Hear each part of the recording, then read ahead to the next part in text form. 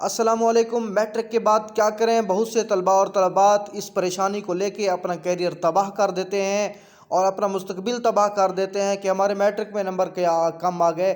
Matric میں number کم آنا career کے ساتھ ان کا کوئی تعلق نہیں ہے۔ آپ بالکل پریشان نہ ہوں، آپ ہمارے چینل کو سبسکرائب کریں اور آنے والی ویڈیوز کو دیکھیں۔ ہم جو سوالات آپ کے سامنے لا رہے ہیں ان سوالات کا آپ جوابات دیں کمنٹ باکس میں، اور آنے والی ویڈیوز کو دیکھیں تاکہ ہم آپ کے مسائل کو حل کر سکیں۔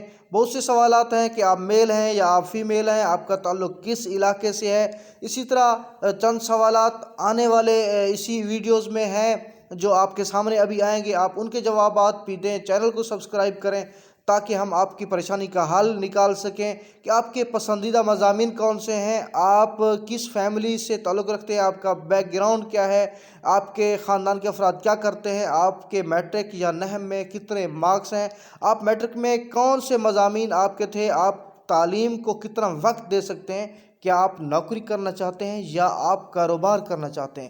اسی طرح کے اور بھی سوالات ہیں، ان کے جوابات آپ دیں۔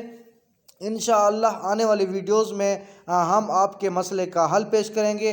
آپ کو سے ہم پوچھنا چاہتے ہیں کہ آپ کس سے متاثر ہیں، آپ کا شوق کیا ہے، آپ کے والدین کیا چاہتے ہیں، آپ کے والدین کی خواہش کیا ہے۔ ان تمام سوالات کے جوابات آپ کمنٹس باکس میں دیں۔